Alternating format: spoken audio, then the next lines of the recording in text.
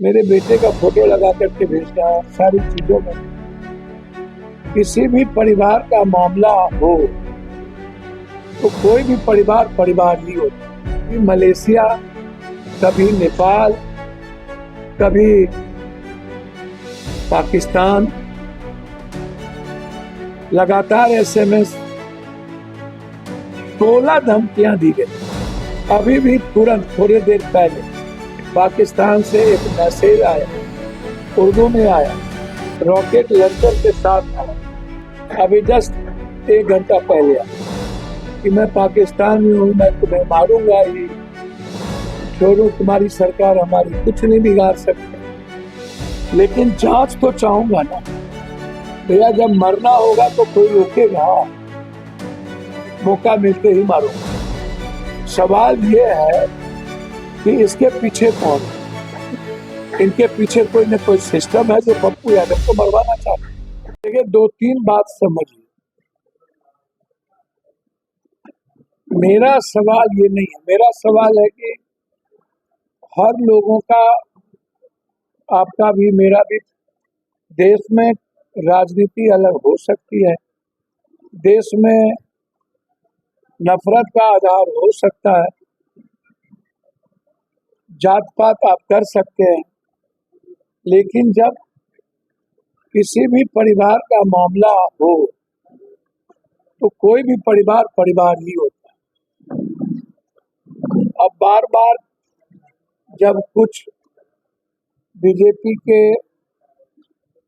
सभी लोग नहीं, जिनको जातीय चस्का चढ़ा हुआ रहा, मैं बार बार कहता हूं कि हम सबको ऐसी चीजों से बचनी चाहिए। आपके आरएसएस हेड को Z+ से ऊपर सिक्योरिटी मिला हुआ है, मुझे अच्छा लगता है। आप सुधीर जी को दिए हुए सुरक्षा, अच्छी बात है। कंगना को पूरी सुरक्षा है, अच्छी बात है। सत्ता पक्ष में पूरी सुरक्षा है, अच्छी बात है। हमें आपकी सुरक्षा नहीं चाहिए। जब मैं बार बार कहता हूं कि मैं लगातार मोटरसाइकिल से घूम रहा हूं, लगातार मैं जंगल में घूम रहा हूं, 23 दिनों के बाद मैं पूर्णिया आया हूं, इसीलिए यह डेवलपमेंट की बात आपसे करनी थी मुझे, मैंने वो किया। तो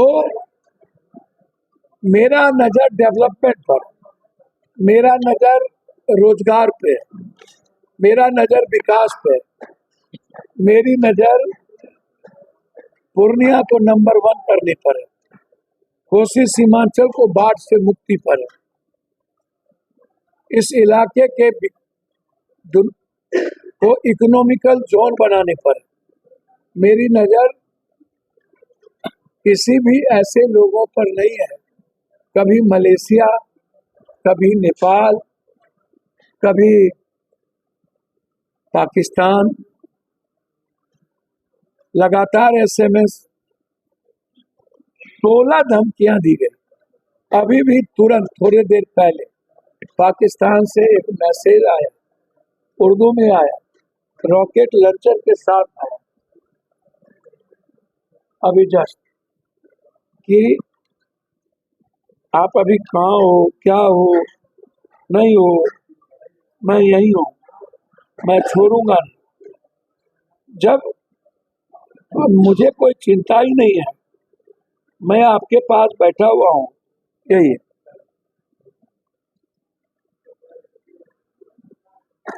ये अभी जस्ट 1 घंटा पहले आया कि मैं पाकिस्तान में हूँ, मैं तुम्हें मारूंगा ही, छोड़ो तुम्हारी सरकार हमारी कुछ नहीं बिगाड़ सकते। तो मैं डीजी को, सबको, इसके पहले भी सारे एसएमएस मैंने भेजे, ये सारे एसएमएस सभी को, लगातार एसएमएस, लगातार फोन। और तो मैंने कई बार कहा कि मेरी किसी से दुश्मनी नहीं, लेकिन हमें सच्चाई बोलने, सच्चाई के बारे में लोगों को जानकारी देने में कोई नहीं रोक सकता, और न मैं रुकूंगा। जो सच है उसको बोलूंगा। जब 23 दिनों से मैं जंगल जंगल मोटरसाइकिल से, चाहे लुइस मरांडी जी हो चाहे कोई भी हो, मैं जब खाक छाड़ के मैं घूम रहा हूँ, तो आप जरा हमको बताइए मैं कहाँ जा रहा हूँ? मैं महाराष्ट्र गया, चुनाव प्रचार में जुट गया, डर नहीं है, लेकिन जांच तो चाहूंगा ना।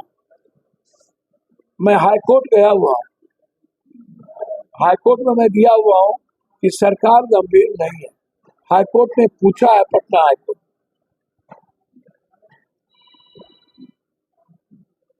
भैया जब मरना होगा तो कोई रोकेगा?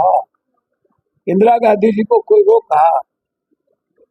बेनजीर भुट्टो को कोई रोका? और हमको जब मरना होगा तो इसीलिए मरने के डर से इंसानियत, संविधान, लोकतंत्र को मैं भूल जाऊं, वैसा नहीं। मेरा फिर मैं कह रहा हूं कि लगातार कोई दिन, सुबह भी आए, कल रात भी आए, देवघर में रुक गए, मौका मिलते ही मारूंगा। कितने अभी लिखा किस गाड़ी में बैठे हो? तो सवाल ये नहीं है, सवाल ये है कि इसके पीछे कौन है। और मैं जो सच बोलता हूं या सच कर रहा हूं, या झारखंड में सरकार बनाने की जो मैं गिलहरी का काम किया हूं जनता के बीच, झारखंड बचाने के लिए हम गए। और यदि किसी भी राजनीतिक पार्टी को या सिस्टम को पप्पू यादव के सही बोलने से तकलीफ है, तो मैं तो कहूंगा कि इनके पीछे कोई न कोई सिस्टम है जो पप्पू यादव को मरवाना चाहता है। इसमें अपराधी माफिया की इतनी हिम्मत नहीं हो सकती। जब तक सिस्टम का कोई हाथ नहीं हो तब तक कोई नहीं। इसीलिए ये मेरे लिए, पप्पू यादव आप पूछ दिए तो मैंने कह दिया, मेरे लिए कोई मुद्दा नहीं है। मेरे लिए मुद्दा है प्रधानमंत्री के कार्यालय से 2026 तक, मेरे लिए मुद्दा है 4 NH हमको मिल गए, मेरे लिए मुद्दा है रेलवे मिल गया, मेरे लिए मुद्दा है एयरपोर्ट का काम शुरू हो गया, मेरे लिए मुद्दा है कि हाई डैम और नया भीमनगर बैरेज 26 के बाद बनना शुरू हो गया। मेरे लिए इम्पोर्टेंट ये है, माय हार्ट है कोसी सीमांचल को मैं बार बार कहता हूँ। पप्पू यादव जब तक रहेगा, मेरा एक ही प्रयास रहेगा कि इस इलाके को जस्टिस के पूरी, अभी भी मैंने जो चिट्ठी लिखी है कई बार, इस कार्यालय के 1734 अभी चिट्ठी बड़े लेवल पर मैंने सारे चीजें, मैंने एक एक चीज मैं आधी चिट्ठी, ये सारे मेरे बेटे का फोटो लगा करके भेज गया, सारी चीजों में एक एक चीजों को मैंने, ये सारा SMS, एक SMS के साथ मैंने अभी जो आया 5 दिनों के अंदर, और डेली लगातार ये सारे SMS, ये सारे क्यों हाथ पर हाथ धर बैठे, ये सारे नंबर सारे आप एक ठो किसी जगह जाके उठा के लाए, जो वो भी कहीं न कहीं है इन भर, चुप क्यों? लेकिन उसके बाद 15 धमकियां, उसके पहले 7 धमकियां, तो इसका मतलब है कि कोई न कोई इसके पीछे पप्पू यादव को खत्म करना चाहती है। तो मुझे कोई आपत्ति नहीं। 27 तारीख से लोकसभा है, मेरी जिम्मेदारी है झारखंड और बिहार के आम लोगों की बात करना, तो आपको पता चल जाए। सदन नहीं चले, मैंने पहले भी आपको कह दिया, ये मुद्दा मेरे लिए इम्पोर्टेंट नहीं। मेरे मुद्दे इम्पोर्टेंट ये है, ये मेरे लिए हाई डैम मुद्दा, मेरे लिए पूर्णिया को, इलाके को बाढ़ से बचाना मुद्दा। तो आपके सामने प्रधानमंत्री ने चिट्ठी भेजा, इसीलिए आप बेफिक्र रहें, आप चिंता ना करें। सरकार की तरफ से